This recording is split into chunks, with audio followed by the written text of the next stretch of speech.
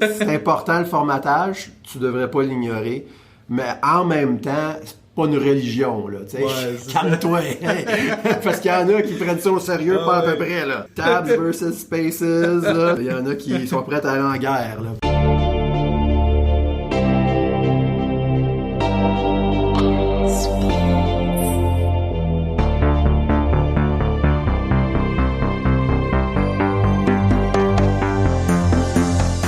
Bienvenue au 5e épisode du podcast Semi-Colon. Aujourd'hui, comme à l'habitude, j'ai mon ami Nicolas Charretneau qui se joint à moi. Salut Nicolas. Salut, ça va? Oui, merci. Mon nom c'est Philippe Vaillancourt, je suis votre animateur pour aujourd'hui. On parle toujours au programme là, du livre Clean Code de Bob Martin. On est rendu au chapitre 5 et on va discuter ensemble dans les prochaines quelques minutes, du formatting, le formatage, j'imagine qu'on pourrait dire. Ouais, le formatage. C'est un chapitre, je t'avoue, moi, personnellement, Nicolas, là, que jusqu'à date, dans le livre, c'est le chapitre que j'ai trouvé le plus intéressant. Non, c'est donc... Qu'est-ce qui va sortir, là? C'est drôle parce que c'est un sujet qui est quand même, comment je te dirais, si tu regardes sur Twitter puis les développeurs, la communauté des développeurs, là, il y a beaucoup de débats qui tournent autour du formatage. C'est un peu drôle, là, dans le fond. Fait qu'il adresse ce sujet-là, il donne son opinion. Puis c'est intéressant parce que il t'amène à comprendre que même si on peut avoir tendance à banaliser ça un peu, c'est important. C'est important pour faire un bon travail, là. Toi, Nicolas, comment t'as trouvé ça, ce chapitre-là? Moi, ça me fait rire parce qu'il y a rien qui est venu personnellement me toucher ou qui m'a fait ah ouais, c'est, tu sais, ça, il faut le faire de telle façon. Mais je peux comprendre parce que ce qui arrive, c'est que ça fait longtemps que je fais partie d'équipes de programmation, puis je suis habitué de travailler en équipe. Puis souvent, c'est comme naturel d'avoir à s'entendre un peu avec ton équipe sur OK, comment on formate nous autres pour notre projet. Puis t'as même des compagnies qui vont mettre des coding conventions en place. Puis les nouveaux qui vont rentrer. Si tu sais, comment tu vas nommer ça, tu vas être Camel Case, Pascal Case, tes brackets, si tu inline, ça ligne dans dessous, etc. Mais j'ai l'impression que c'est le sujet qui peut le plus déranger si t'as quelqu'un à côté de toi qui formate des affaires différemment. C'est ça. Tu y penses pas ouais. Tant que tu te ramasses pas à avoir de quoi que t'aimes pas, là. Oui. C'est quand toi tu codes, tu fais juste faire ce que t'aimes, puis ça finit là. Fait que tu y portes peut-être pas trop attention. Mais c'est bien dit, là, dans le fond, quand tu travailles en équipe, c'est là où ce que ça devient... Mais j'ai l'impression qu'il y a tout le temps j'ai l'impression que le formatting, il y a deux façons de le scraper. Soit que t'arrives dans un autre langage puis tu veux que ça soit comme t'es habitué, ou t'arrives dans une équipe où t'essayes un petit peu trop d'écouter les voix de tout le monde puis de satisfaire un peu à tout le monde. Dans le fond, ça devient juste inconfortable pour tout le monde d'avoir à mettre en place ces règles-là. Right. Toi, qu'est-ce que t'en penses? Comment tu règles ça habituellement dans tes projets? Comme dans mes projets personnels, tu veux dire, les petites affaires que je fais pour le fun, honnêtement, la plupart du temps, puis je pense que c'est le même dans beaucoup de langages là, ou de framework, il y a souvent un genre de linter là, qu'on appelle une petite extension ou un petit programme que tu roules en ligne de commande qui passe à travers ton code puis qui applique différentes règles de formatage. Puis souvent, ça vient avec des règles déjà préétablies de base là, qui semblent je vais dire consensus. Il y a souvent pas beaucoup de consensus là, mais il y a généralement un petit consensus, ou du moins un gros pourcentage des gens qui aiment plus dans ce langage-là coder avec ce tel format-là. Fait que je me casse souvent pas trop la tête, puis je fais juste utiliser ça. Tu sais, pour que je me dis le plus important, c'est que ça soit au moins uniforme là, à travers le projet. Fait que j'y vais avec ça. Ça, c'est sur mes projets personnels, surtout les petits projets que j'ai pas l'intention le linter, C'est toi qui m'as appris ce mot-là. OK. J'avais aucune idée du nom, mais moi, je sais que mon réflexe premier dans mes projets personnels, c'était plus de magasiner le bon idée pour le langage dans lequel que j'étais en train de travailler, puis juste d'apprendre c'est quoi la commande pour rouler le formatage par défaut de cette idée-là. Okay. Mais quand tu arrives dans une équipe, des fois t'en as qui préfèrent travailler avec je vais te dire des noms, mais mettons Visual Studio, VS Code, Android Studio, dépendant le besoin, PHP Storm, WebStorm, etc. Puis là, tu peux avoir dans le même projet du monde qui utilise des IDE différents, qui n'a pas nécessairement les mêmes règles dessus. Puis là, tu te ramasses avec des commits qui servent à rien. Des commits de reformatage. Puis là, ça se bat à travers les commits. Il y en a un qui reformate ça dans ce... Ouais, tu veux pas te ramasser dans ce genre de situation-là. Puis c'est là où une convention pour l'équipe puis un outil qui applique cette convention-là devient importante. Puis il en parle justement Uncle Bob dans ce chapitre-là. Je pense qu'il commence avec ça. Il dit que c'est... Moi, ce que j'aime bien, il dit carrément le code formatting is important. It is too important to ignore and it's too important to treat religiously. Religieusement. En d'autres mots, comme c'est important le formatage, tu devrais pas l'ignorer, mais en même temps, c'est pas une religion, là, tu sais. Calme-toi. Parce qu'il y en a qui prennent ça au sérieux, pas à peu près, là. Ta bracket, qu'est-ce qu'elle fait là? Attends, là, je te pose une question, là. Tabs versus spaces, là, c'est comme, il y en a qui sont prêts à aller en guerre, là, pour ça. Ben oui, puis il explique dans le fond au début, fait que là, ce que tu viens de citer, ça donne l'idée là qu'on devrait prendre ça quand même un peu au sérieux, là, que c'est pas à prendre à la légère. Puis il explique un petit peu avant dans son introduction, c'est essentiellement son idée, puis c'est pas fou là, c'est que on est des professionnels. On veut être perçus comme des professionnels. On veut que les gens aient confiance dans les produits qu'on livre. On veut que nos collègues aient confiance dans le travail qu'on fait. Nos patrons aient confiance dans le travail qu'on fait. Fait que quand un collègue ou notre patron ou peu importe, même peut-être un client qui est connaissant, là, lit notre code, on veut qu'il y ait une bonne impression. On veut qu'il y ait une bonne première impression. Puis une des premières choses qui peut sauter aux yeux, c'est la façon que le code est formaté, effectivement. C'est avant de lire les mots, avant de lire les lettres, tu vois la shape, tu vois la forme du code. Fait que c'était pas fou là son idée de dire on veut donner une bonne impression. Fait qu'on veut prendre ça au sérieux quand même, tu sais. Puis mais t'as-tu déjà vu parce que je sais que tu travailles beaucoup sur des projets personnels, puis c'est plus dernièrement que tu travailles en équipe, mais en checkant sur des GitHub de gens qui ont développé des outils ou des trucs comme ça t'es-tu déjà arrivé de tomber sur un bout de code, de faire c'est comme ça qu'ils formatent ses affaires, puis oui, je veux dire, j'ai pas d'idée là spécifique ou d'exemple spécifique qui me vient en tête, mais c'est sûr que j'ai le souvenir d'avoir eu ce feeling-là à plusieurs reprises. Puis c'est tellement varié, puis c'est tellement, comment je dirais, ça dépend beaucoup d'un projet à l'autre, de qu'est-ce qu'il a fait, du langage, aussi. Je dirais de l'intention du projet, parce que le monde met tout sur GitHub à cette heure, hein. Puis c'est bien, dans le fond, c'est le fun d'avoir accès à tout ça, mais fait que là, tu vas avoir des petits projets qui ont pas pour but de servir à personne d'autre en réalité, puis qui ont été faits rapidement. Faut pas tout le temps juger le monde là-dessus. Fait que mais des fois, tu vois des drôles d'affaires, c'est bizarrement formaté. Mais en général, je trouve que les gens qui vont mettre sur GitHub ou NPM des petits packages ou NuGet là dans le monde du C#, puis qui savent là que ça va être leur idée, c'est que ça soit vu, que ça soit réutilisé.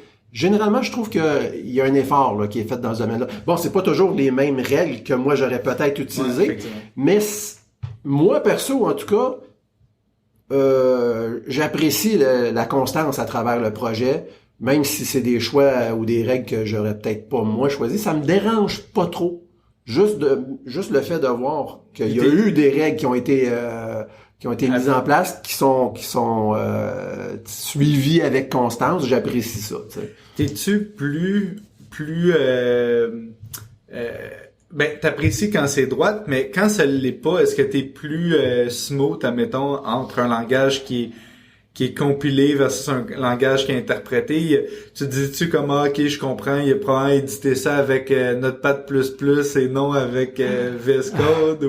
Moi, je te dirais que, j'ai pas de tendance à juger trop le monde, là, quand je regarde surtout dans le contexte d'aller voir juste comme ça ce que les gens ont mis sur GitHub. Je te dirais que c'est l'intention qui est la plus importante pour moi dans la façon que je vais juger ça. Tu sais, si je vais voir un package ou une librairie ou du code qui clairement est utilisé par beaucoup de gens, puis que le gars le sait, l'auteur le sait, ça pourrait être une femme aussi, là.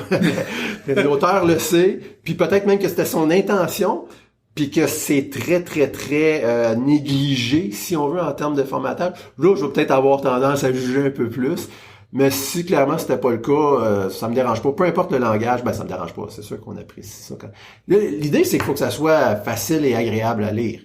Fait que si ton formatage est dérangeant, puis que le monde accroche là-dessus quand on lit ton code, t'as manqué le but, là. T'as manqué une belle occasion de... Moi, je te dirais que j'ai déjà été dégoûté du formatage. Ah oui, à ce point-là? Ah oui, tu vois, moi ça fait longtemps que je code, puis il y a eu une période où étant plus jeune, j'explorais le PHP. OK. Puis tu sais, jasais un peu, tu sais, veux pas, t'es en train d'apprendre, tu sais pas trop c'est quoi les bonnes pratiques et compagnie, puis je me rappelle être tombé sur du code, mais tu sais, indenté comme pas possible vers la droite, tout a des indentations différentes. Oh, mon Dieu. Puis que t'ouvres le fichier puis clairement tu peux pas voir ce que t'as à voir, c'est dans le clos à droite.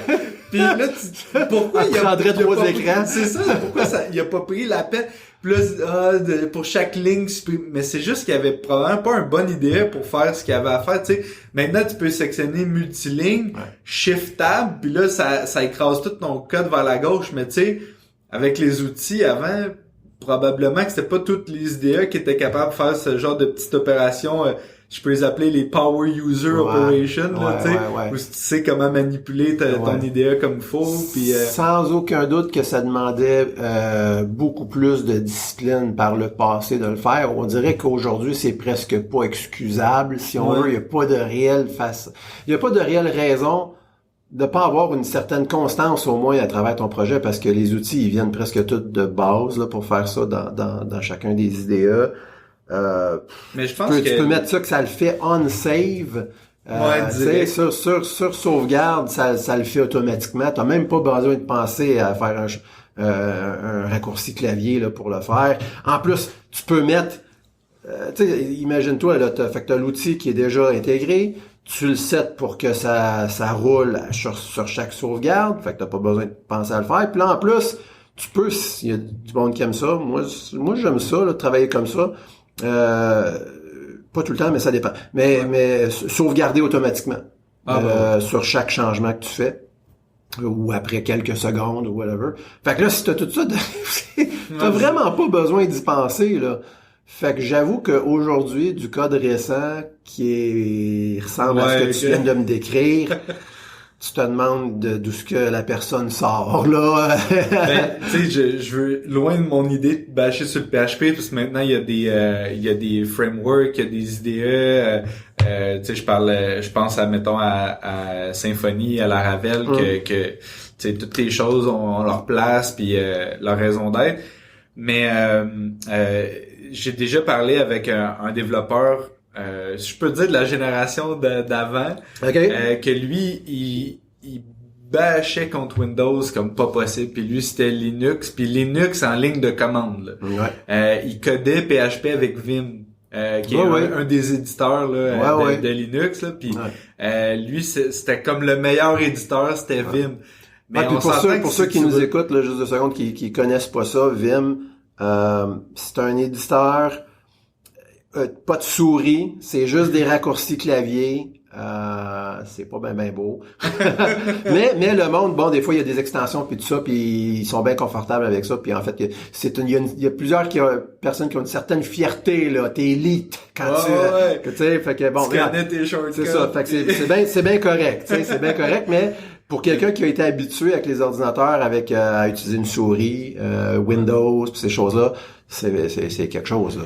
Puis PHP, originalement, est fait pas mal plus pour Linux puis je veux dire, la syntaxe Unix que pour Windows, là. C'est tout le temps un peu chiant, mais ça pour dire que je me rappelle que lui, à un moment donné, m'avait partagé un projet, puis mes yeux avaient frisé, là. Mais j'ai l'impression qu'à un moment donné, à force d'avoir une rigueur au niveau du formatage, même si tu m'enlevais le formateur automatique, j'aurais le réflexe d'aller placer mes affaires aux bonnes places, de mettre les espaces entre mes arguments tout le temps un espace après ma virgule, puis on dirait qu'à un moment donné, je suis tellement habitué que comme tu disais tantôt, j'apprécie trop le formatage pour plus d'en faire, là. Ouais. Hey, moi, je vais t'avouer que je ne sais pas si ça serait facile pour moi. Je dépends beaucoup des outils. Puis je m'en rends compte ça quand mettons je vais aller sur Stack Overflow puis je vais peut-être poser une question ou répondre à une question puis là je mets un exemple de code ou en tout cas je sais pas si Stack Overflow c'est un bon exemple. Je pense que en tout cas des forums de discussion ou des choses comme ça où est-ce que là t'as à mettre un exemple de code. Puis des fois l'outil il souvent en fait il y a pas le formatage intégré là, tu sais dans le mieux tu vas avoir du syntax highlighting là mais c'est pas dans tout. Puis je t'avoue que tu sais là je tape mon code d'un premier jet puis là je me regarde, je suis comme voyons donc comment ça que c'est de même. Ah oui, c'est parce que là je suis pas dans mon IDEA là, tu sais habituellement j'ai pas trop à y penser puis ça se place comme c'est supposé. Fait que moi, je sais pas si j'avais à écrire mon code sans cet outil-là, là, au quotidien tout le temps. Ben, définitivement, ça demanderait une relecture de plus, tu sais, pour ça, là. Peut-être, mais tu me fais penser à ça, je pense que ça fait partie des outils que tu utilises au quotidien aussi, tu sais. Moi, de mon côté, je m'occupe souvent des releases puis des serveurs et compagnie, puis ça va m'arriver des fois, je vais pas aller le changer dans mon code, aller le repousser en bonne place sur le serveur, puis après ça, aller me connecter en SSH pour le transférer. Je vais juste me connecter en SSH, je vais aller à l'endroit, je vais aller changer un settings dans un file. Puis souvent, là, à ce moment-là, je vais aller, je peux le dire comme ça, gosser mon formatting à mitaine, mais j'aime ça que ça soit droite comme si c'était un IDE qui l'avait fait. C'est bon d'avoir cette fierté là, je pense là. C'est ça qui fait de nous des artisans un petit peu là, hein, puis qu'on fait du travail de qualité, c'est bon d'avoir ça comme si on s'attarde un petit peu sur certaines des idées que lui là aborde, puis peut-être qu'on a trouvé intéressantes. Il parle du vertical formatting, le formatage vertical, puis entre autres, il inclut là-dedans, je pense, dans le fond, le nombre de lignes de code dans un fichier, qui est une forme de formatage, si on veut. Attends, c'est-tu la première? Oui, c'est exactement ça. Puis c'est intéressant parce que là, il a fait des petites statistiques avec différents projets, puis bon, tu sais, t'as des projets où ils tendent à avoir très peu de lignes de code par fichier. Tu sais, on parle de 50 lignes de code à 200 gros max, mettons, puis t'as d'autres d'autres projets que bon, clairement, ils ont une philosophie différente, hein? C'est des centaines et des centaines de lignes par fichier. Puis on parle de moyenne, tu sais, si tu vas dans les extrêmes, c'est des milliers de lignes peut-être par fichier. Mais je pense qu'il avait fait une moyenne un petit peu. Puis lui, son idée de la bonne pratique, si on veut, là, ça avait l'air à tourner avec aux alentours de, en moyenne, 200 lignes max par... Puis je pense que ça a le rapport aussi avec sa philosophie par rapport aux petites fonctions, aux petites classes qu'on va voir dans un chapitre plus tard, là. Qu'est-ce que t'en penses de ça? Moi, je trouve ça a bien de l'allure, là, honnêtement. Ben moi, je trouve qu'un 200 lignes de code, ça fait du sens. Mais en même temps, en tout cas, c'est un autre de mes philosophies, mais j'ai l'impression que la ligne de code, ça veut rien dire.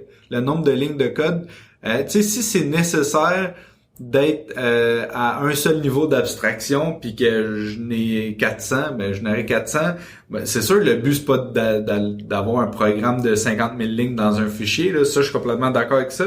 Mais on dirait que c'est pas mon focus. Mais je trouvais ça intéressant le fait qu'il ait sorti des stats, qu'il ait fait un graphique avec ça, que visuellement on puisse vraiment voir des exemples de moyenne et tout. Tu vois, c'est une direction que j'aurais pas pensé. Que quelqu'un trouve que c'est assez important pour faire ça. C'est ça. J'ai eu une fois amené un client qui posait la question, qui me dit coudonc, ça coûte donc bien cher cette affaire-là. Crime, dis-moi donc, il y a combien de lignes de code pour le fun dans le programme, là, tu sais, juste pour me donner une idée là de comment ça se fait que ça a coûté cher comme ça. Tu sais, comme si c'était représentatif de la qualité ou du coût. C'est aussi niaiseux que de demander. Donc bien cher, ce char-là, combien qu'il y a de vis là? Ouais, non, c'est pas. Puis moi, j'étais crampé, parce que j'étais comme, ouais, mais tu sais que de nos jours, avec les logiciels qu'on utilise, il y a comme un paquet de fichiers qui s'auto-gene qui ajoutent des lignes de code automatiquement, tu sais, des designers, pis tout ça, que je peux bien te sortir une stat, mais ça va te dire quoi? T'importes trois librairies externes pis t'es rendu à des dizaines de milliers de lignes de code potentiellement que t'as pas écrit pantoute, tu sais. Toi, t'as juste fait import telle librairie. Ouais, c'est ça. Si tu veux me payer au nombre de lignes, je vais en mettre des paquets. C'est ça. Ouais. Ben, moi, je vais jouer l'avocat du diable, là, mais en tout cas, comment je peux dire? Tu sais, t'as parlé de l'exemple du code de PHP sur lequel t'étais tombé avec l'indentation de Mongol, là, que tu te ramassais dans le clos à côté. Mais, le formatage vertical pour ce qui est de la longueur d'un fichier, c'est l'équivalent de ce que toi t'as décrit sur l'horizontal.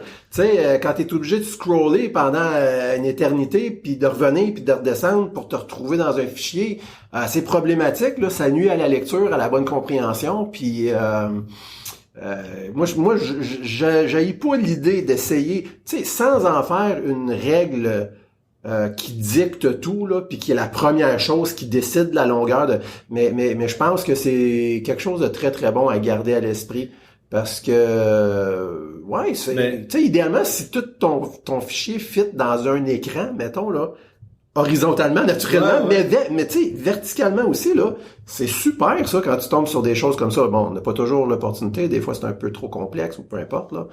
Mais quand c'est le cas, c'est le fun, tu sais. En tout cas, moi, j'aime ça, là. Ben, moi, j'ai l'impression que, tu sais, au final, pour avoir lu le chapitre dernièrement, fait que c'est assez frais dans ma tête, je pense que l'idée principale du formatting, c'est surtout de t'enlever de la tête toutes les questions puis les accrochages par rapport au style. Tu sais, tu veux juste lire le code puis te concentrer sur ça fait quoi, pourquoi c'est là, comment ça le fait, mais tu veux pas te poser la question comment ça bracket et 4 lignes plus loin puis pourquoi il a mis puis le pire c'est que ça m'arrive des fois, c'est pas, tu sais, on dit qu'il y a des linters, mais ça reste que les linters sont pas parfaits, ça dépend quand même un petit peu de comment les trucs sont configurés, puis tu sais, j'ai déjà vu du formatage qui était formaté, mais qui avait 4-5 lignes entre deux fonctions. Ou des trucs comme tout, là, c'est sûr.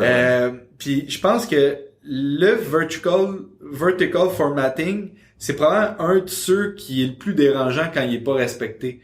Tu vois un if avec 4 lignes d'espace, une variable déclarée, 2 espaces, un call à une fonction, 14 espaces, comme on dirait qu'avant de le lire, la première chose que tu as le goût de faire, c'est juste d'aller enlever les espaces de trop qui traînent. C'est comme un cadre qui écroche quand tu rentres d'une pièce. Là, en tout cas, je sais pas pour toi, mais des fois, tu commences à... T'as quelqu'un qui te parle, là, puis tu vois ça en arrière, t'es comme, t'as minute, là, donne-moi de ça, c'est ça, là. Je pense que c'est un peu ça, c'est que ça t'empêche de te concentrer sur qu'est-ce que t'as à te concentrer. Puis autant que ça peut ne pas déranger la personne que ça dérange pas, autant que ça peut scraper la lecture de quelqu'un qui ça dérange, tu sais. Bien d'accord. Puis t'as donné un bon exemple, les espaces entre les lignes. Puis ça, le problème il est des deux côtés, là. Des fois, tu te retrouves avec des espaces que pourquoi est-ce qu'il y a ces espaces-là? Ça fait pas de sens. C'est un espace entre chaque instruction aussi. Tu sais, à un moment donné, c'est comme bento, tu te ramasses avec de quoi, c'est ça. Puis tout est loin pour rien. Puis là, Puis l'inverse peut être vrai aussi, à un moment donné, quand ça fait comme, tu sais, t'as une fonction qui est, tu devrais pas avoir des fonctions de 40 lignes, là, ou plus, là, normalement. En tout cas, tu devrais viser pour moins. Mais admettons, là, que tu serais dans une fonction, qui serait un peu plus longue, là, puis t'as un bloc de 18 lignes, tout collé avec des déclarations de variables, puis tout ça, à un moment donné, mais au final, si on revient historiquement, tu pourrais écrire, en fait, c'est le cas si tu regardes un temps en CSS puis en JavaScript. Mm-hmm. Une fois que c'est minifié, c'est tout sur une ligne. Tu sais, ton code au complet rentre sur une ligne de code. Mm-hmm. Puis il y a plus un espace, il y a plus rien. Puis c'est juste pour réduire le temps de lecture du programme, pas le temps de lecture du lecteur. Puis l'espace aussi de stockage. Exactement. Fait qu'au final, un programme, peu importe c'est lequel, il y en a pas de besoin de formater. La machine n'a pas de besoin. La machine, clairement... À part en Python. Oui, c'est ça. Puis en YAML. Oui, c'est ça. Oui. Mais tu sais, t'as ta bracket qui ouvre, ça déclare un scope, puis la bracket qui ferme, ça ferme le scope. Après ça, à l'intérieur de tout ça, ton point-virgule, c'est pour découper une instruction.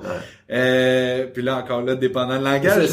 Mais tu sais, reste que le compilateur, lui, ça y fera pas un pli là, qui ait un mauvais formatage. Puis comme on l'a dit dans un des premiers chapitres, le code doit être optimisé pour la lecture. Puis le formatage fait partie en quelque sorte de la lecture. En grande partie, oui, c'est. En fait, on pourrait dire que c'est entièrement ça. C'est son but, là. C'est vraiment de rendre la lecture du code plus facile. Et puis si on pousse la chose, on pourrait dire agréable, possiblement même, hein, pour ceux qui aiment ça, en tout cas.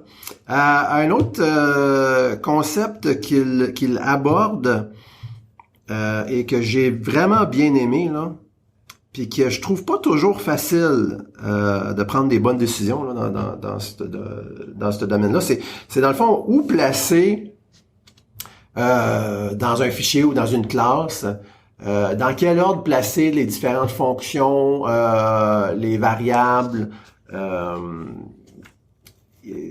Fait que lui, il donne des suggestions, là, puis je pense qu'il en donne beaucoup d'autres aussi quand on va revenir dans un chapitre plus loin sur les classes.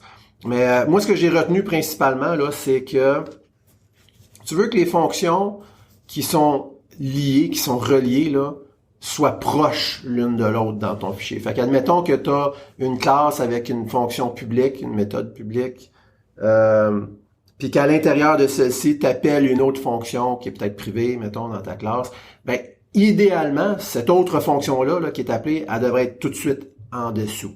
Si c'est possible. Ça devient plus compliqué quand tu as peut-être plusieurs fonctions de haut niveau là qui sont probablement publiques, puis là qui appellent différentes fonctions privées, puis là dans quel ordre tu mets tout ça, mais de garder à l'esprit que tu veux au moins qu'ils soient très très proches, puis dans un ordre j'allais dire chronologique, mais bref, tu sais la fonction de haut niveau, puis là après ça en dessous ou un petit peu plus loin, celle qui est appelée, puis là un autre qui est appelé, tu veux pas avoir à idéalement, tu devrais lire ton code comme un livre un peu. Tu commences en haut, puis tu descends. Puis là, c'est fini. T'as pas besoin de... Tu commences en haut, tu descends, tu remontes un peu, tu redescends un peu plus, tu remontes en haut. Comme ça. C'est un peu ça qui est l'idée, là. Puis c'est pas toujours facile à faire. Non, effectivement. Puis moi, tu vois, dans le positionnement ou l'ordre dans lequel je mets les choses, on dirait que j'ai tout le temps eu le réflexe de mettre tout ce qui est champ, propriété en haut, constructeur, méthode publique, méthode privée, puis évidemment mes trucs statiques en haut complètement. Mais on dirait que je focusais plus là-dessus quand il y a peut-être 5-6 ans, quand j'étais un petit peu plus junior, je focusais bien gros sur que ça soit ordonné. Puis en reparlant de ça, puis même dans nos discussions dernièrement, ça m'est revenu comme quelque chose que je mettais moins d'emphase dernièrement. On dirait que j'avais encore le fameux propriété, constructeur, méthode, mais on dirait que j'étais plus super rigoureux, si je peux dire ça comme ça, sur OK, est-ce que celle-là appelle celle en dessous, puis celle-là, tu sais, c'était vraiment je te dirais que dernièrement, en reparlant, ça m'est revenu, puis je remets un peu plus d'attention là-dessus. Mais on dirait qu'à un moment donné, je me dis, crème, j'ai un IDE, quand je clique sur CTRL-clic, ça m'emmène à la définition. Ouais. Puis je suis comme devenu plus spécialiste des shortcuts de mon keyboard pour venir à l'endroit où mon curseur était avant d'aller à la définition. Puis je suis rendu habitué de tricoter comme ça, tu sais, d'aller dans un fichier, suivre 3 fois la définition, reculer 2 fois, CTRL-SHIFT-F, trouver le nom de ma méthode, aller directement. Puis à cause que je me suis comme imprégné de mon IDE, ben je me suis mis à mettre peut-être un peu moins d'importance sur l'ordre dans laquelle les toi, choses t'aurais sont. Pas un gros fichier de 50 000 lignes, y a pas de trouble, tu te promènerais là-dedans. Ben, à cause d'IDE, sans IDE, oublie ça. Ouais, c'est ça. Ouais. Mais c'est un bon point. Les outils nous aident énormément à pouvoir se retrouver un peu plus facilement dans le code. Ça, c'est vrai. Mais c'est pas une raison non plus pour abandonner les bonnes pratiques. Surtout que, bon, tu sais, toi, ça va bien, mais t'as peut-être un nouveau collègue qui pour qui cette idée-là, c'est nouveau, ce langage-là, c'est nouveau. Mais j'ai l'impression que le fait que ça fait plusieurs années que je développe, ça fait aussi en sorte que j'ai plus de besoin de lire le programme au complet pour... Je suis rendu habitué de faire de la maintenance aussi dans les logiciels que j'ai déjà codés ou même d'autres.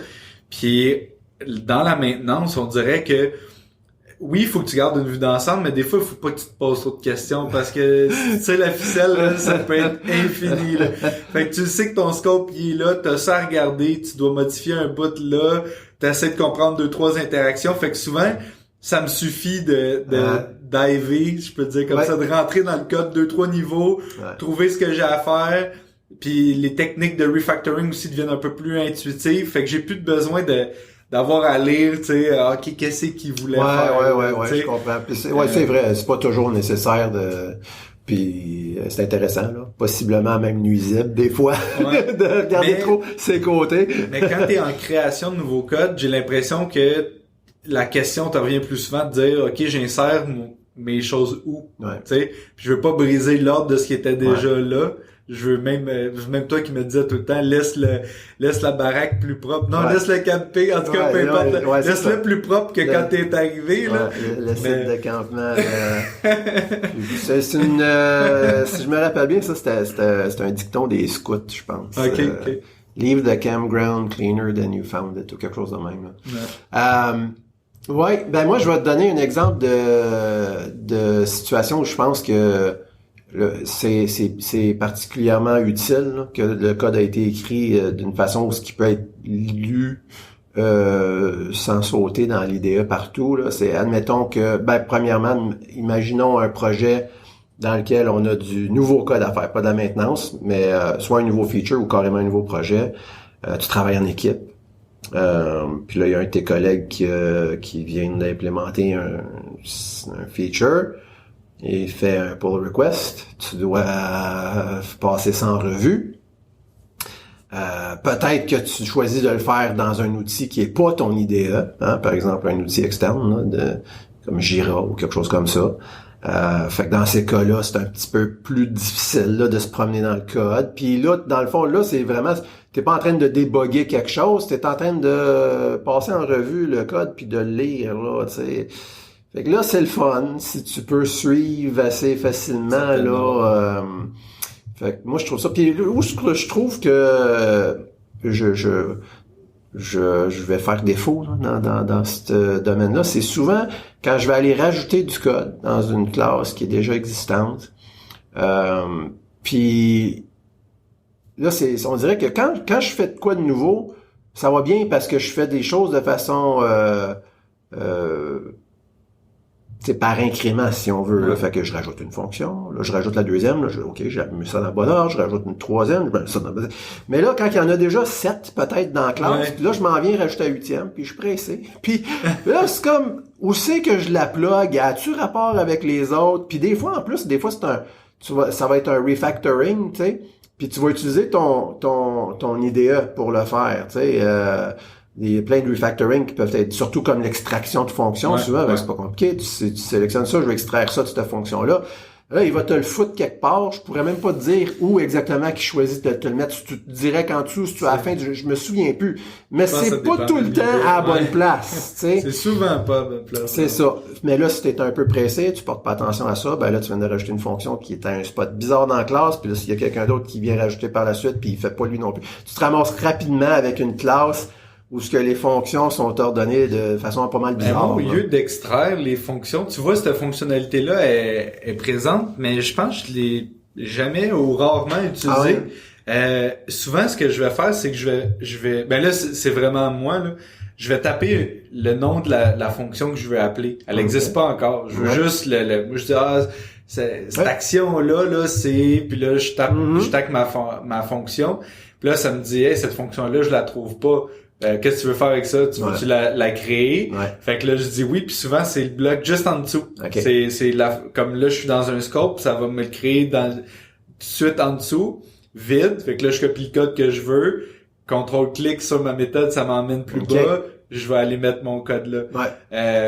Fait que dans ce cas-là, je suis pas pire parce que ça me crée la fonction tout de suite après. Puis théoriquement, c'est l'idéal, ouais. Puis je pense, honnêtement, j'ai réfléchi là, puis je pense que le refactor extract function ou extract method, je pense que par défaut, c'est peut-être ça qu'il fait aussi. Il met peut-être directement en dessous. Je pense que quand t'extrais dans une interface, je pense qu'il va le mettre dans l'interface dans le même ordre que dans ta classe. C'est là que ça va dépendre si t'as fait une bonne job ou pas dans ta classe. Puis encore là, on dit ça de même, mais ça va dépendre de l'IDE, ça va dépendre du langage. Ils sont peut-être pas tous programmés de la même façon. Mettons, tu programmerais un repo, est-ce que tu mettrais toutes tes sortes de save ensemble, toutes tes sortes de delete ensemble, toutes tes delete avec un filtre, pas de filtre, un ID, toutes les ID, tu sais, je sais pas. Des fois, il y a ça aussi, tu sais, tu te dis, ok, j'implémente l'interface, puis là, ça te les crée toutes. Okay, une certaine ordre, c'est peut-être pas l'ordre logique, je sais pas. Pour vrai, Ben, c'est ça, c'est à surveiller. L'outil fait déjà un bon bout, mais des fois, il faut regarder puis ajuster, là. Il parle aussi du formatage horizontal. T'en as parlé un petit peu tantôt, là, puis moi je peux te dire pour avoir fait pas mal de JavaScript, de Node, puis tu sais dans le temps où il y avait pas les promises, où il y avait pas le async, c'était tout des callbacks, puis c'était pas rare que tu voyais du code où ce que t'avais la fameuse Pyramid of Doom, là, où est-ce que, tu sais, c'est vraiment, là, un callback qui appelle un callback, puis là, tu te ramasses dans l'écran d'à côté, puis là, ça revient avec les fins de parenthèses pour revenir jusqu'à... Ça, c'était pas le fun, on va dire, là, puis des fois, c'était dur de t'en sortir. Tu vois, j'ai fait du JavaScript dernièrement, puis moi, c'était où ce que j'étais mélangé, c'était surtout au niveau des fonctions anonymes que des fois tu as besoin de binder ou pas au contexte. Puis là, je veux juste la passer en délégué, je peux dire ça comme ça, en callback. Mais là, il faut que j'y binde son contexte de 10 dessus, puis en tout cas, j'étais pas trop sûr du... 10 en JavaScript, là, c'est pas le concept le plus simple, mais quand tu viens à le comprendre, c'est pas si pire. Généralement, ce que tu décris là, pas en tout cas, on s'attardera pas trop là-dessus, là, mais c'est pas. Clair. Mais ce que tu décris là, habituellement, ça va arriver quand tu passes une fonction anonyme là à l'intérieur d'un des fonctions qui sont sur le array. Fait que t'as array.reduce, array.map, bon, c'est ça. Fait que là, ce qui arrive, c'est quand tu passes ta fonction, puis là, il voit un 10 parce que, mettons, tu le fais à l'intérieur d'une classe. Toi, tu te dis, attends une minute, là, je veux mon 10 à moi. C'est ça, mon 10 de la classe. Mais lui, là, t'es rendu dans le contexte, à l'intérieur de cette fonction-là, le 10 devient, tu sais. Fait que là, faut utiliser, hey, by the way, là, quand tu vas voir 10, là, c'est ce 10-là, là, tu sais. C'est moi qui décide. Mais, mettons, dans une méthode, mettons, je donne un exemple, un map ou un filter, au lieu de taper tout mettons que ton filter il est court, ok, là, mais ça, mettons, c'est un bon 10-15 lignes de code. Moi, mon réflexe serait de créer une fonction plus bas qui fait mon filtering, de juste mettre le nom de la méthode là. Fait qu'en partant, je pense que si on suit toutes les autres bonnes pratiques, le formatage horizontal se règle relativement facilement, là. C'est, oui, dis-moi, il y a définitivement des choses qu'on peut faire pour que si t'as 14 scopes avec 18 ifs de creux, là, probablement que c'est une couple de fonctions de plus qu'il t'aurait fallu. Ouais. c'est effectivement, t'as raison, là. Mais tu te retrouves avec un autre problème, des fois, parce que, admettons que ça a été fait de cette façon-là parce que sans ça, t'aurais eu comme trop de fonctions à ton goût, puis ça aurait été mélangeant. Puis des fois, c'est ça. C'est juste des bonnes pratiques, puis des fois, les choses évoluent. Tu sais, ça a commencé, t'avais juste 2 niveaux de callback. Mais là, il a fallu que tu fasses des changements plus tard. T'étais pressé, tu rajoutes un puis à un moment donné, il y a quelqu'un qui aurait voulu qui dit wow, là on va commencer à extraire là, puis tu sais. Mais bon, mais t'as raison, t'as absolument raison. Moi, j'étais quand même impressionné quand il parlait que, c'est sûr, c'est un faible pourcentage, mais du 150 lignes, là, du 150 lignes, là, me semble que... tu veux dire les caractères, on parle caractères de large, ouais, c'est 150 caractères de large, c'est assez rare, là, que tu te rends aussi loin que ça. Écoute, moi, je vais te dire, je pense que ça dépend énormément du langage. En TypeScript, je trouve que les lignes peuvent facilement devenir pas mal longues. OK. Parce que c'est un langage qui est typé, donc admettons que tu fais une fonction, là, fait que tu déclares le type qui est retourné par la fonction, tu le fais sur la ligne, tu sais, de la signature de ta fonction, là. Puis là, tu déclares le type des paramètres. Fait que puis là, si tu dis que tu essayes de faire des bonnes pratiques, donc tu nommes tes fonctions de façon très descriptive, donc tu peux te ramasser avec des noms de fonctions qui sont peut-être un peu longs, là, tu sais. Puis là, mettons que c'est une fonction qui a 2 paramètres avec des types, puis là, tu t'arranges pour que tes types soient descriptifs. Qui retourne un observable de T. C'est ça. Puis en fait, non, c'est un observable de array de T. Fait que c'est pas long que, oui, tu peux buster facilement, surtout si t'es dans un projet où, pour une raison quelconque, on a décidé que c'était 80 lignes, là, comme c'était c'est peut-être un peu. Je pense que maintenant, avec les moniteurs, les écrans qu'on a aujourd'hui, 80 lignes, c'est se limiter pas mal pour rien dans la plupart des projets, là. Moi, j'aime bien 120, 140. J'ai pas vu un écran moderne dans lequel tu pourrais pas prendre un peu ces règles-là en ligne de compte. Ça c'est une des choses faciles que un linter va s'occuper. Puis si tu le dépasses, il t'arrange ça. Là, il change ton code sur plusieurs lignes. Moi, je sais qu'en C#, une des choses qui arrive souvent, c'est les link queues. Quand tu veux faire plusieurs opérations sur un innumérable, si je peux dire ça comme ça. Tu vas ajouter ton where clause, puis après ça, ton ordering clause, puis après ça, tu veux le first or default. Mais tu sais, facilement, t'es capable de les placer un peu en requête SQL, en les chaînant un par-dessus l'autre au lieu de un à côté de l'autre. C'est ça. Ça se lit relativement bien de cette façon-là. La même chose peut se faire dans le code dans TypeScript, JavaScript, là, quand tu peux chaîner des méthodes ou bon. C'est plus quand moi je trouve là, c'est la déclaration de fonction là qui peut puis dépendant du langage, tu sais, mettons ton keyword c'est fonction, function, tu sais, ou si c'est une même en C# en partant, t'as un scope pour ton namespace, t'as un scope pour ta classe, là après ça tu tombes à ton scope pour ta méthode là. Fait que déjà là t'as 3 intentations d'emblée là. De 2 espaces ou de 4 tables ou on se lancera pas dans ça. Ça dépend, mais bon, c'est ça. Il y a une bonne série là que vous parliez l'autre fois là, une série télévisée qui parlait de ça là, si il y avait une fille puis un gars qui dataient ensemble, 2 programmeurs qui dataient ensemble, puis là la fille elle était pour les espaces, le gars pour les tables, puis finalement il y a juste une date. Le couple, ça finit là. Fait que toi, as-tu une préférence pour ce qui est du nombre de caractères par ligne? Moi, je pense, je te dirais, dernièrement, je travaille beaucoup avec Flutter. Je pense 120, je suis bien que ça. Ouais. Ouais. J'avoue que moi aussi, c'est pas mal mon... je te dirais que c'est même mon minimum, là, que je vois pas l'intérêt, c'est ça. C'est ça, je vois pas l'intérêt de faire plus petit que ça, honnêtement. Puis on est rendu avec des 2 puis des 3 écrans, peut-être même des 4. C'est ça. Ouais, pour ceux qui ont des gros budgets. Ouais. Il parle de l'indentation, on a pas mal parlé là de ça. Moi, celle que je trouvais intéressant, c'était pas tant l'indentation, mais l'alignement horizontal. OK. En assembleur, c'est pratique courante, même c'est ça qu'il dit là, en assembleur, c'est quelque chose qui est même recommandé, mais effectivement, j'avais jamais pensé le faire comme ça, puis en le lisant, je trouve ça laid.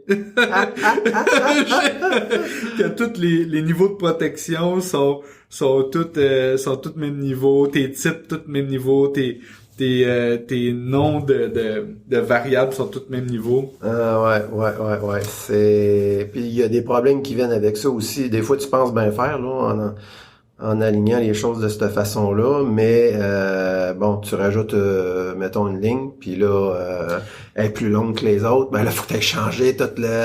Moi, je te dirais où je suis le plus souvent perdu, puis je sais pas toi comment tu règles ça, mais une du formatage que tout le temps, je pense qu'à chaque fois je prends une direction différente. Admettons que j'ai c'est pas une bonne pratique d'emblée, là, mais mettons un try-catch qui a rien dans le catch. OK, ouais. Est-ce que j'écris juste catch au ferme bracket ou pas? Ou mettons, je vais essayer un autre exemple. Un constructeur où je dois forwarder les paramètres aux parents. Fait que là, 2.10, puis là, je repasse mes paramètres, mais là, je le mets dessus la ligne d'après, inline. Là, vu qu'il n'y a rien dans mon constructeur, mes brackets, je mets dessus au bout, à chaque fois, je me dis, crime, si j'avais un linter qui le ferait pour moi. c'est ça.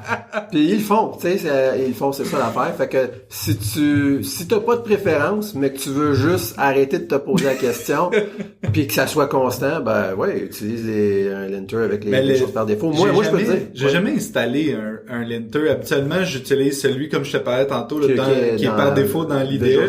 Puis on dirait des fois, selon comment tu l'as placé, il va pas le formater exactement. Ah oui, hein? Okay. Mais je sais pas. Ça se peut. C'est peut-être un feeling que j'ai, en tout cas. Habituellement, les outils sont pas mal bien faits. Moi, je suis. Tu m'aideras. Pis c'est pas celui que je connais le mieux, celui de Visual Studio, mais on peut regarder ça pour le fun pareil, là.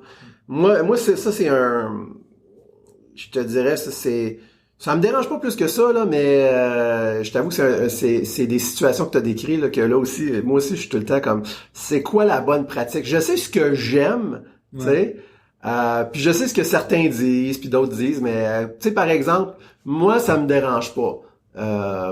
Un if statement, mettons, ou est-ce que ça fait tout simplement return? Ouais. Mettons, ou return true, return un string de, tu sais, whatever, on s'en fout, là.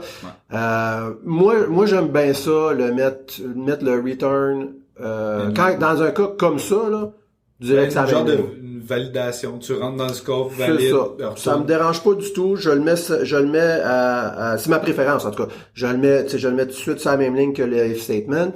Je laisse un espace, par contre, naturellement, là, avant la suite du code. Fait que j'ai pas de parenthèse, j'ai pas des brackets. Les brackets. C'est ça, là. Les moustaches. Les moustaches, c'est ça, exactement. C'est ça, exact. Puis moi, je suis confortable avec ça, j'aime ça. Je sais qu'il y en a qui aiment moins ça, puis il y a des raisons pour ou contre, là. Tu vois, moi, j'étais un fervent de inline avant. Puis je m'appelle plus, on a eu plusieurs discussions, puis je me suis comme fait à l'idée que j'allais mettre mon if avec ma bracket ouvrante, mon return, etc. Puis je suis rendu habitué, je me suis réhabitué avec ça. Puis tu vois, là c'est un autre sujet, là c'est par rapport avec ça, mais j'ai déjà eu une compagnie où je travaillais, où dans le coding convention, il fallait mettre un 10 devant les calls de fonction, les calls en C-Sharp, là, en C-Sharp. En TypeScript, je pense que c'est obligatoire. T'as pas le choix, mais en C-Sharp, t'es pas obligé, capable de faire distinction si c'est un scope privé, public, peu importe. Puis nous, on avait, pour une raison X, aussitôt que c'était par rapport à l'instance, on devait acheter un disque. Okay. Dans la convention de cette compagnie-là. Puis en travaillant avec d'autres développeurs, avec Bamboosoft notamment, il voulait plus que je mette de disque, puis au début ça faisait juste me graffiner un peu tout le temps à la même place là, tu sais comme faut pas que je mette mon disque, je suis habitué. Puis tu vois maintenant j'en mets plus pas en tout. Puis ça me fait sourire quand je fais du TypeScript puis que je dois le mettre. Bon vieux disque, c'est la nostalgie. C'est ça. Ben, c'est pas pour rien qu'il finit pas mal le chapitre en parlant des règles d'équipe, parce que justement il y a tellement de temps et d'énergie qui peut se perdre à débattre puis à se battre sur... C'est important, mais en même temps, c'est pas une religion, comme il dit dans le début du chapitre. Fait que des fois, la meilleure chose à faire, c'est de s'asseoir une fois en tant qu'équipe puis passer à travers. OK, comment est-ce qu'on aime ça, nous autres, telle chose. On vote là-dessus, la majorité gagne, c'est ça. Tu le mets dans l'outil, comme ça, c'est pas une question de si j'essaye de le faire de la même façon que c'est quasiment related au projet, là, tu sais. Oui, absolument. Oui, parce que ça peut changer par projet. Tu peux configurer ton linter, dans le temps aussi. Oui, ça peut changer aussi, mais tu sais, mettons, en tout cas, les règles de base. Oui, puis il faut que ça soit. Gagne avant les tiennes, là, mettons. C'est ça. Puis là, comme ça, il y a plus de débat, il y a pas de niaisage qui est perdu, pas de temps qui est perdu là-dessus, puis tout le monde sait à quoi s'attendre. Je trouve que ça fait bien. En fait, quand tu travailles en équipe, là, je pense que c'est une nécessité. Je me rappelle d'avoir travaillé un petit peu sur un projet à un moment donné. J'ai l'impression que ça ferait pas trop longtemps. Ça fait peut-être pas loin de 2 ans, là, 1 an et demi, 2 ans. Puis, écoute, clairement, il y avait pas de linter dans le projet, là. C'était drôle parce que c'était vraiment, vraiment différent. Puis en plus, tu pouvais voir de quel langage le développeur venait, parce que, bon, tu sais, c'était en TypeScript. Puis là, t'avais du monde qui clairement écrivait leur code, leur nom de fonction puis de variable. Des fois, c'était une majuscule, tu sais, qui était la première lettre en majuscule, alors que généralement, pour la plupart des développeurs JavaScript sont habitués de pas avoir une majuscule au début. Pas que c'est mal, c'est juste une genre de petite convention, mais l'affaire, en fait, ça aurait pas été grave du tout si ça avait été partout comme ça, mais t'avais un fichier qui était de même, l'autre fichier l'était pas. Mais en fait, pire que ça, à l'intérieur de la même classe, t'avais des fonctions qui avaient la première lettre en majuscule, l'autre non. Puis bon, tu sais, puis ça c'est juste un exemple que je donne, là, c'était partout à travers. T'avais un fichier que il était configuré en tabs, l'autre l'était en spaces, l'autre c'était 2, l'autre c'était 4, là, c'était étourdissant quasiment, là, tu sais, ça m'avait bien fait rire, parce que honnêtement ça c'était un des premiers projets où je collaborais avec d'autres mondes. Fait que jusqu'à date, moi j'avais tout le temps juste pas mal vu mon code. Ou du code qui avait été écrit avec 1 ou 2 personnes, là, mettons. Là. Celui-là, je pense qu'il y avait au moins 3 différentes personnes, puis j'étais le 4e là, qui travaillait dans ce projet-là. Puis j'appelle ça des projets multiculturels. Ben oui, c'est une bonne façon de voir ça. C'est comme s'il parlait le JavaScript avec un accent C-Sharp. C'était un Québécois qui essaie de parler en anglais. Il y avait un accent, c'est ça. Ouais, c'est bien dit.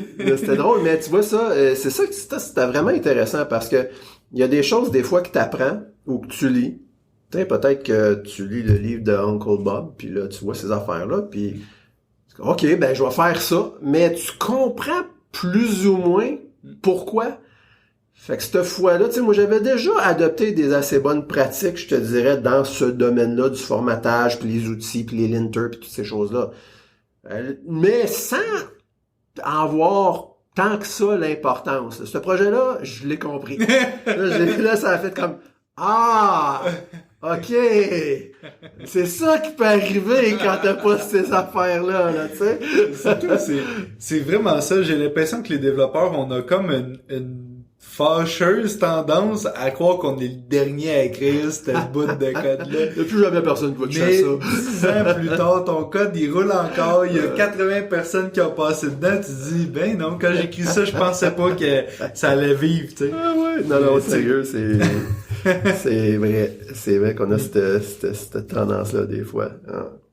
Bon, ben, je pense que ça a pas mal fait le tour. Y avait-tu quelque chose d'autre que tu voulais rajouter à ce sujet-là, Nicolas? Ou, Ben, je pense que ce chapitre-là aura pas changé ma vie, mais clairement vient confirmer certaines pratiques. Puis, ce qui est le fun aussi, c'est de voir que, ben, au final, c'est tout le temps le travail d'équipe qui prédomine. Ouais. Si tu t'entends en équipe, ben, il y a un bon bout de fait. Oui, c'est ça. Puis je pense que c'est la leçon à retirer. Entendez-vous en équipe. Trouvez un outil qui va enforcer ça, si je peux dire ça en anglais, là, qui va forcer. C'est ça, qui va forcer ce formatage-là pour qu'il y ait plus de controverses là, par rapport à ça, puis que le temps puisse être concentré sur le développement, puis sortir des features, puis mais que ça soit lisible en même temps. T'sais. Ouais. Fait que ça va être le mot de la fin. La semaine prochaine, on va voir le chapitre 6 qui, lui, je l'ai trouvé vraiment intéressant quand je l'ai lu. C'est sur les Objects and Data Structures, les objets et les structures de data. Je sais même pas comment.